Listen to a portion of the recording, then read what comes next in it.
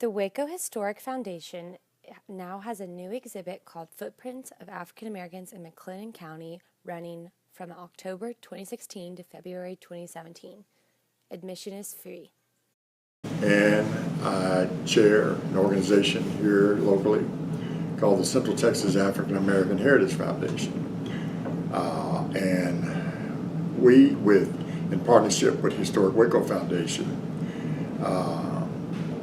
came together with a conceptual idea of doing a feature exhibit that displays African American history as it relates to McLennan County, Waco and McLennan County. Paige Davis, the consulting curator for the exhibit, spoke on each section that the exhibit offers. And I was the consulting curator for this exhibit, Footprints of African Americans in McLennan County. And this was a big project. We had a lot of input from the community, which was great, but still a little bit challenging to meld all that into one exhibit. We decided that the best way to approach it, because there's so much history, if you think about it, I mean, since the inception of the city to the present, you've got so much history to deal with. We thought the only way to sort of approach it was to break it into themes. So what we did was we tried to break the history into different themes. So we had, for example, religion, which was a cornerstone of the African American experience, education, arts and culture, service to the community in different organizations. We had sports, military service, and also we wanted to acknowledge the firsts, the people who were the first African Americans to attain a certain position, either in politics or, in their chosen fields, people who really had to tackle a lot of obstacles to get to where they were.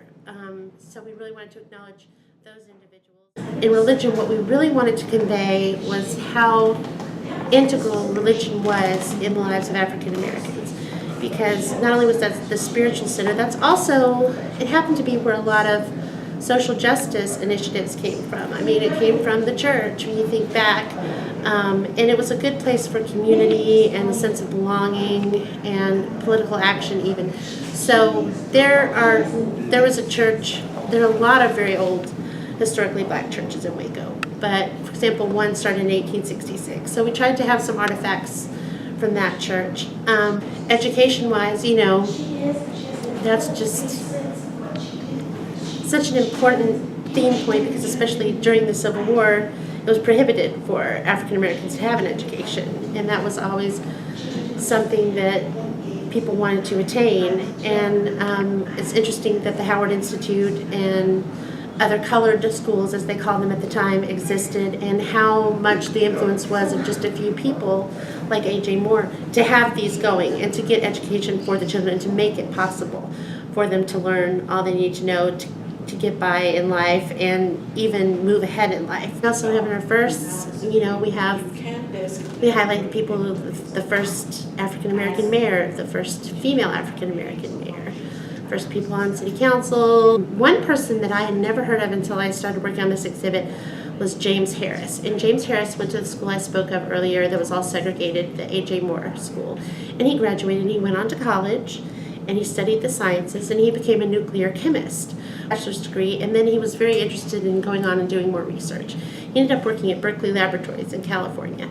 He never went on to get a PhD like most of his colleagues had. He was just very intelligent, really loved the hard sciences, and he was the first African American to co-discover an element on the periodic table of elements. And he's from Waco.